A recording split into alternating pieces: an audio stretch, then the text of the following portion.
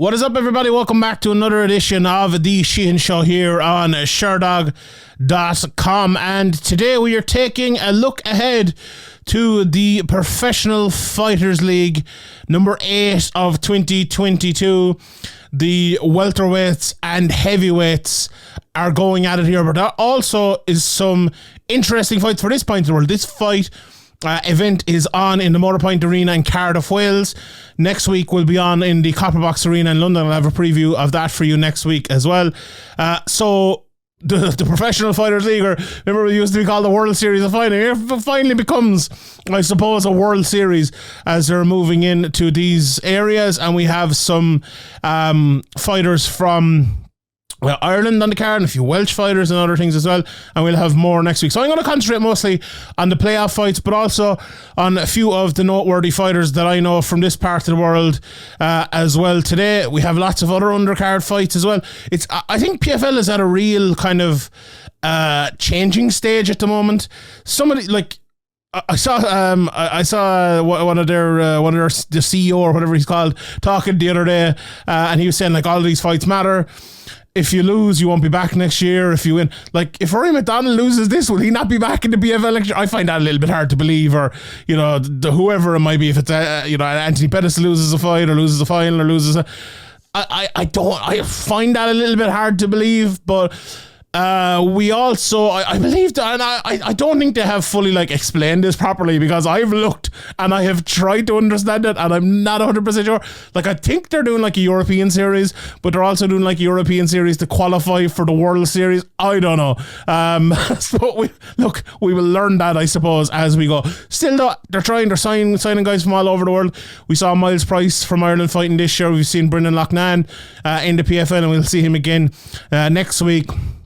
So, they're doing good things, and I think once it all gets, maybe it is straightened out already, but it's not just straightened out for me, and I think a lot of people as well, because I was asking people about this, and it's like, do you know what's going on? And I think everyone was like, not really. So once they get that all straightened out, I'm sure it'll be very, very good.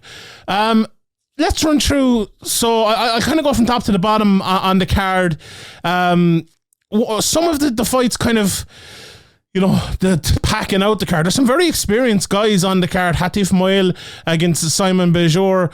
Those lads have, nearly 50, 60 fights between them.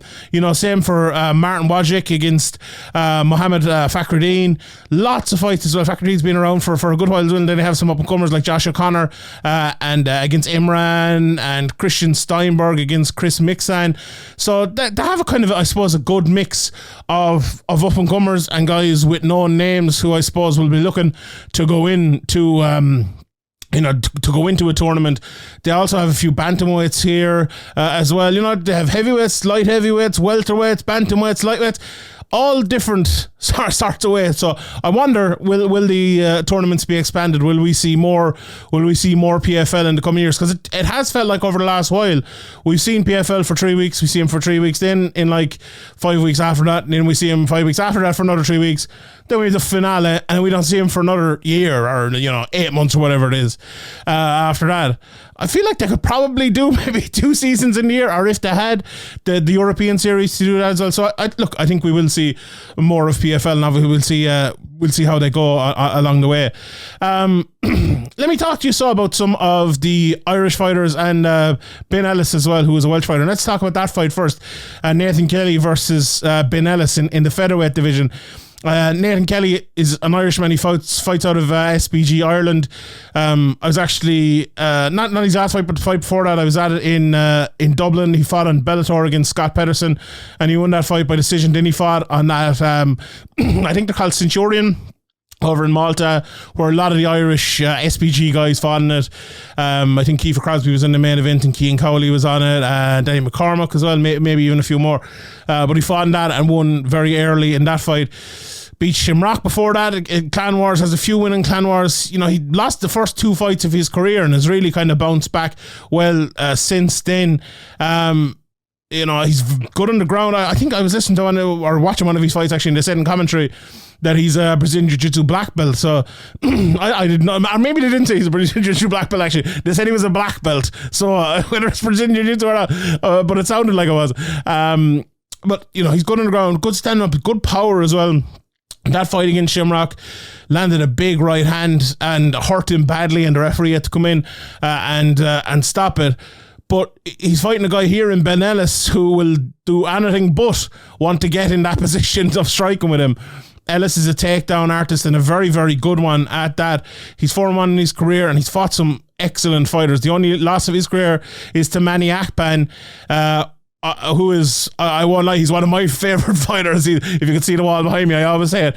He throws these big wheel kicks, and he's a really good guy. And Manny interestingly kind of took the fight to him, and that he pulled guard at the very, very start, which you're thinking like Manny's this, Wonder Boy-esque type of striker fighting a wrestler, and he pulls guard, but it ended up kind of working out for him. I think Ellis might have been a bit shocked. Fight got back to the feet, and he landed a big wheel kick and then a few punches to finish Ellis. But as I said, Manny Akpan can finish anyone, and I mean anyone in the world in that division. He is really, really good.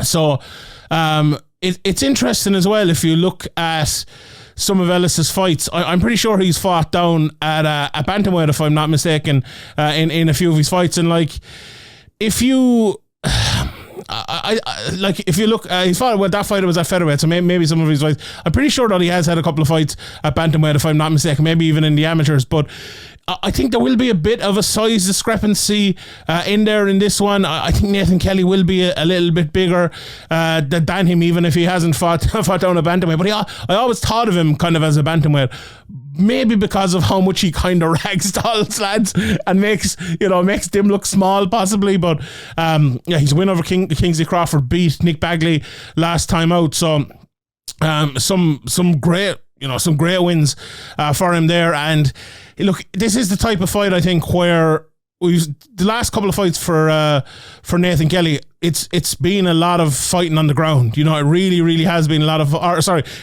stand up, and I think he'll want to keep it that way. I think he'll want to keep it that way. I think he'll want to keep this fight away from Ellis's wrestling, and if he can, I think he'll have a great chance. Now, if he can't, Ellis is really, really good, and Nathan Kelly will have to get out that jiu-jitsu and get it working here. I think it's going to be tough. I think it's really going to be a tough fight for Nathan Kelly. He's been on definitely an upward trajectory. If you look at the difference, like I remember watching him even going into the Bellator fight, and I watched the Shamrock fight, and I go, okay, that was a good knockout. But other than that, I'm like, I wasn't maybe massively impressed. But if you look at fight after fight after fight, he's improved and improved and improved. And he's the type of guy, maybe, as I said, he took 2 losses in his first 2 fights of his career. Maybe he saw that and goes, well, look, we got to do something different. We got to change things up. We got to improve and improve and improve. And he 100% has been, without a shadow of a doubt. And you look at him long term, I'd say his ceiling has grown massively in the last year or two, like massively. So I think if you'd watched him back then, you're probably saying, no, Nathan Kelly is just going to be, maybe a local fighter who never gets a big opportunity, or maybe because the SPG gets one in Bellator. But I think the last few performances have definitely shown that he could be more than that. I say with all fighters, a lot of them could be, but how many of them will? But he seems to have the right mindset on him, and he's going that way now as well. Ben Ellis came back after his first loss, won his last fight, so he's on a good run now as well. So that's a very interesting fight. I'm looking forward to seeing that one there at featherweight. And then the other Irish fighter on the card is Will Fleury. He's taking on Ante Salmone. Now, I went and I watched a few of Salmone's fights, and if you want to just look at his opponents, right, and their records. So Salmone at the moment, he is on Sherdog, he's 7-0. His opponents from the start of his career up, so 0-0, fair enough. He was 0-0 too. His next opponent 0-0, fair enough. His next opponent 6-7-1, fair enough. Okay, he's experienced. His next opponent 0-1. Okay, it's getting a bit dodgy now after he's 3-0. His next opponent 0-0. He's 4-0. It's getting very dodgy. His next opponent, 5-1. Okay, Paul Marcioni, he goes to a split decision in that fight. And his next opponent 3-5-1. When he's 6-0. That's not the best to look at. Now, that's not always the reality of the situation. Some people are finding it hard to get fights, or they're in a bad country, in a bad weight division or whatever. But I went back and I watched some of those fights, and he's a good fighter, but the opponents are not great. And if I'm being honest, now this fight is at 205, I believe. There was talks of Will Fleury fighting someone else at 205. Then there was talks of him fighting at 185. It's all a bit weird. With what I don't know what has happened honestly here. And as I said, they're kind of getting everything together at the moment. And but it looks like it's at 205 to me. And I'll talk about Will Fleury obviously in a second. But Salmone, all these fights have been in middleweight so far, if I'm not mistaken. And to me, he's looked like a blown up welterweight. You know, he's 6'1", but he doesn't seem 6'1". You know, I've stood alongside Will Fleury. He's a big tall guy. It says he's 6'3" here in Sherdog, but you know, I'm just a bit over 6'3", and I would say Will Fleury is probably a bit taller than me. So I would say Will Fleury is probably closer to 6'4" and a half than he is 6'3". And I think he's going to have a big advantage here. But Salmone, look, he comes in, he throws a few right hands and he tries to wrestle lads. That's what I've seen most of him so far. He has good wrestling, very good top control, and he's usually stronger than the guys he's fighting. Now, he's a unit because I think he's kind of blown up to that division. Now, he'll have to be blown up again. And the difference here as well between 185 and 205, that's 20 pounds. You know, other divisions, it's obviously a little bit less to get up there. So I'd be interested to see what he looks like. His last fight was in September of last year, so he's had a good bit. I don't know whether it was a decision made that he was always going to go back up there. This is his first fight in PFL, so I'm interested to see what he's going to look like. Look, if you're looking at this matchup and you're looking at him versus Will Fleury, I think it's a very, very tough matchup for Salmone. Like, Will Fleury is a big, strong, well-rounded guy who has fought most of his fight as like he called, and this is not me picking out a turnaround thing, he calls himself a raw bastard, and that's the type of fighter he is. He's from Tipperary, and there's lots of lads like that above there. I can tell you that. I can tell you that for certain. He's a big, hairy, tough man. That's exactly what Will Fleury is. Hairy maybe being the wrong choice of word there, but you get what I mean. Now, having said that, he's added a lot of things to his game recently, and he has probably blown through the ceiling that a lot of people thought for him as well. Won his last fight against Tarek Suleiman, looked absolutely fantastic over 25 minutes to win the UAE Warriors strap there. You know, and he's been fighting all around the world. You know, he's fought in EFM before that. He had a few fights in Bellator. You know, he got out of his Bellator contract for one fight to fight in EFM, and in Bellator, you know, they let him go. They let Kiefer Crosby go. I think they were paying him a lot of money. And then when, you know, this own deal goes and stuff, Bellator, I don't think can afford to pay those guys that amount of money anymore. And this, I suppose, is what happens. I think Will Fleury might have been on the verge of a UFC contract. Maybe it would have taken one more. I think he, you know, especially if the UFC were thinking about coming back to Ireland, like, he probably would have been in the top 2 or 3 people, maybe the top 1 who the UFC would be looking to sign. You know, he won his last 3, as I said, won 4 of his last 5. Only lost to very good guys. Like, he's lost to Norbert Navini Jr. was his only loss since 2018 in Bellator. You know, he's beaten Sean Taylor, Antonio Jones, beaten Ken Kopinen as well, who is, you know, has done great things since over in Cage Warriors. So, you know, he was in. Will was in Brave and stuff as well before that, won a few fights. So he's had a very, very good career, and Will is a very good fighter. Now, as I said, the improvements he's made as well. Like, a lot of his fights have been pushing lads against the cage, pulling them down to the ground, getting on top, you know, elbows, good ground and pound. But in that Suleiman fight, he showed, and he was injured as well, I believe. I met him, I don't know, was it before or after the fight? But I think it was before the fight where he broke his hand, then it healed, and then he was able to get back in. Or it might have been, actually it was a fight before that, again, I think. Where he had like a badly broken hand, and there was in me speaking out of turn or anything. I think everyone kind of knew that, and he healed for it. And he talked in about he had an injury then in the Suleiman fight, and it's been a tough fight for Will, and he fought so well. You know, he had changed stances in that as well. Fought long, he fought it with a good jab, and I think he showed, you know, maybe in a little bit of adversity, it might actually benefit him. You know, and he comes out fighting, and that's the type of fighter Will Fleury is. But I think he's added a lot of very good technical aspects to his game as well. And when you put good technical aspects with the rawness of being able to pull lads to the ground and win a 5-round decision if you need to, by kind of laying on top of them and landing big shots, that makes for a good fighter. Now, how do they match up? Salmone likes to take fights to the ground and get on top of lads.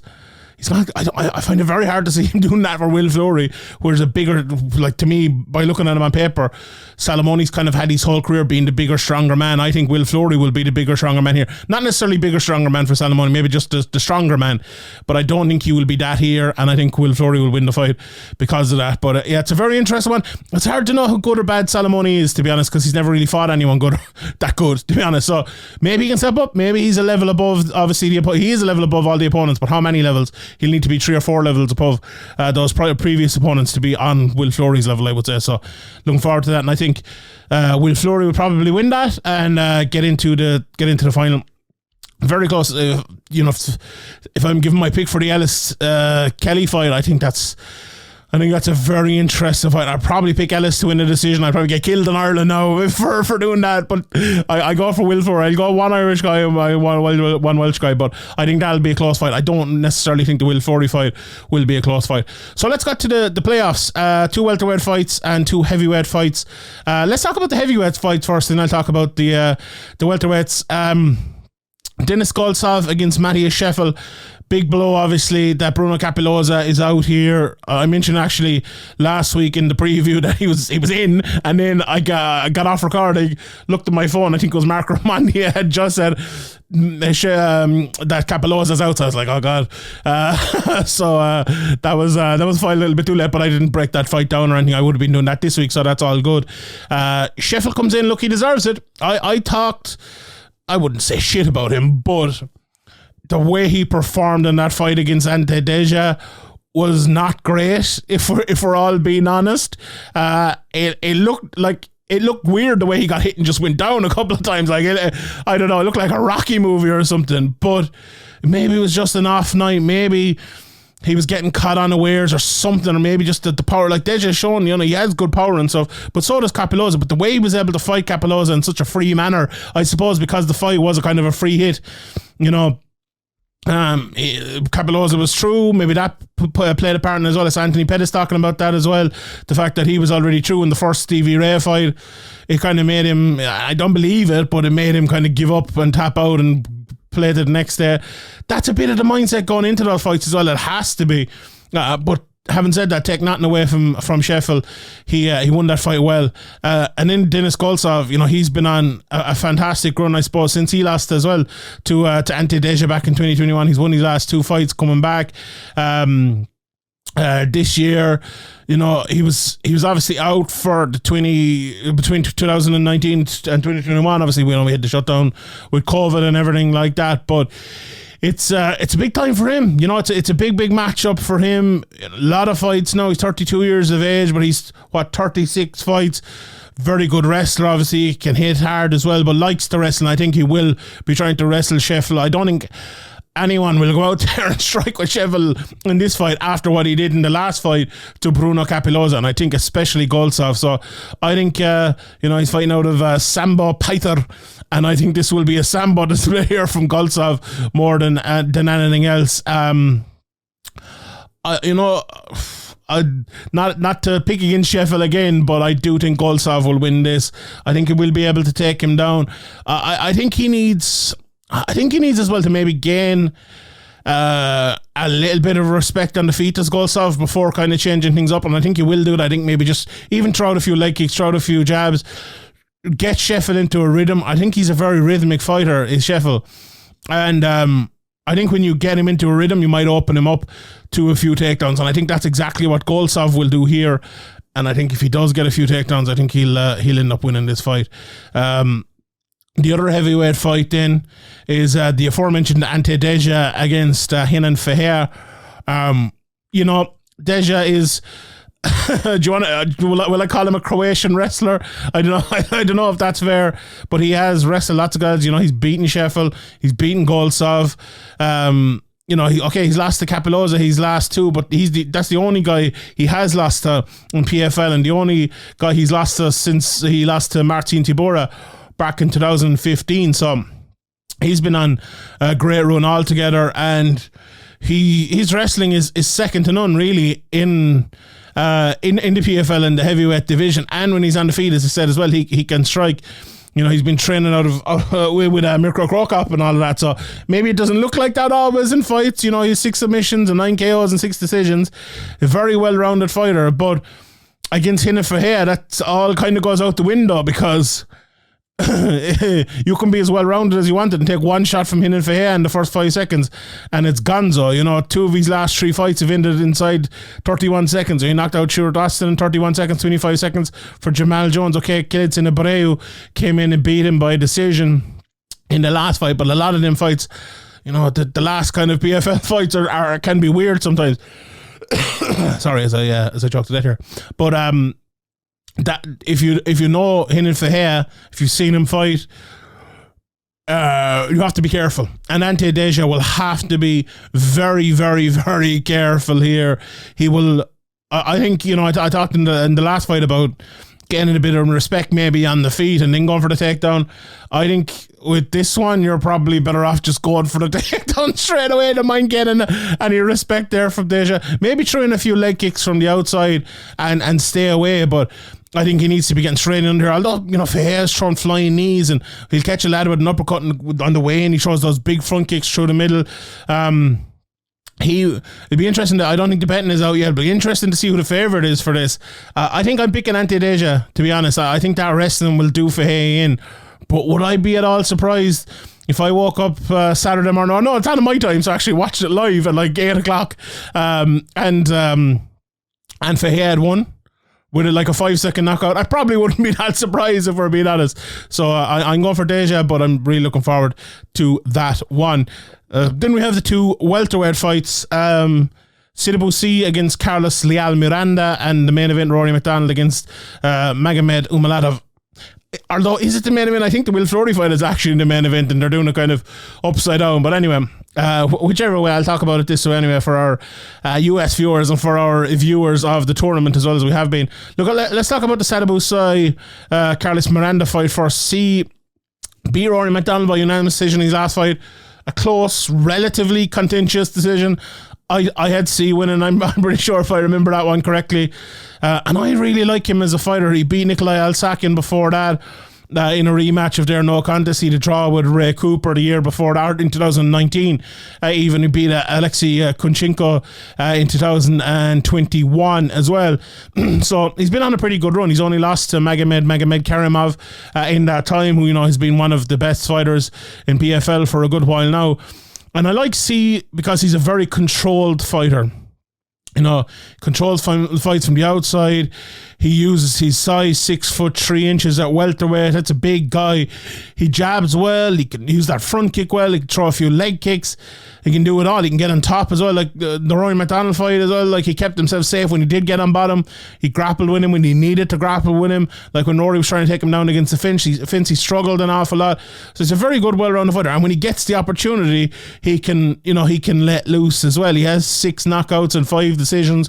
And I think that kind of tells a story, I suppose, about seeing his 11 wins. He'll either get that big knockout, or I think he'll kind of control guys and win like that. And if you look at Carlos Leal Miranda, watching his last couple of fights, obviously he beat Ray Cooper the third, and when you do that, you're a good fighter. Watching that Corey Cooper fight, he almost there was almost a finish by ground and pound to the body in that fight, watching it back. And he won that fight inside of a minute. He's another few fights as well. He's won inside a couple of minutes as well. So this guy, he hits hard. A little bit small. He's 5'11". If you look at the size coming in here, I think that's going to be a big advantage for C. I really, really do. I think Miranda is probably, if you were to look at 100 techniques, you'd say Miranda is probably a better fighter. But I think at the techniques that maybe matter, C has dimmed down possibly. That jab is an all important one.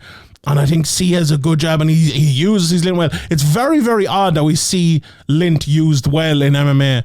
And when there's a 4-inch discrepancy in height, that's a big, big thing. That is a really, really big thing. I think Miranda is going to, do you know what? He's going to need to do what he's good at here. I think he's going to need to break that distance. I think he's going to need to get inside, work the body, land a lot of shots. Like, I think he'd probably, drop that gas tank and let it all go in the first 2 rounds here. I think that's the type of fight he needs to fight here. don't give C the opportunity to dominate the fight from the outside, or to stand a step inside and land big shots from that distance as well. You need to be all the way out and not letting it be all the way out all the time, or all the way in and landing shots in the inside. And I think if Carlos Miranda can do that, I think he'll win. But I find it hard. I'm going for C in this one. I think that Lint is going to win him the fight. But I'm very interested to see it. Like, this is the type of fight I think I look at it and I'll know who'll win in the first minute, if you want to put it that way. Like, if C's defenses are kind of broken down by Miranda and he gets inside, I think it could be trouble for C. But if Miranda can't, and if he struggles, C's land that front kick, I think it'll be a good fight for him. And in the main event, we have Rory MacDonald, the legendary Canadian fighter, 23-9-1, against the unbeaten Magomed Umalatov. If you haven't seen Umalatov fight, you might say the name Magomed Umalatov and you go, this guy is for out of Eagles MMA, you think this guy's a wrestler, but no, he has 12 wins, 10 KOs, 1 submission and 1 decision. This guy is a really good athlete, hits very hard, is predominantly striking. He can wrestle as well, absolutely. There's no doubt about it. He can wrestle, beat Gerard El Shlawi in his last fight, beat Leandro Silva before that, and he fought, that was in 2021, as was Kieran Bowen. They sound very Irish. Kieran Bowen, I suppose you would say it. Had a few fights in EFC and other places as well prior to that. But I really like Umalatov. I think he's a very, very, very good fighter. Strong. I talked about the guy earlier on having a strong upper body. I think that's what Umalatov is as well. Moves his feet very well. And you know what he is as well? He's a rhythmic fighter. He kind of waits and waits and waits and waits, and then is unbelievably athletic coming in with those big shots.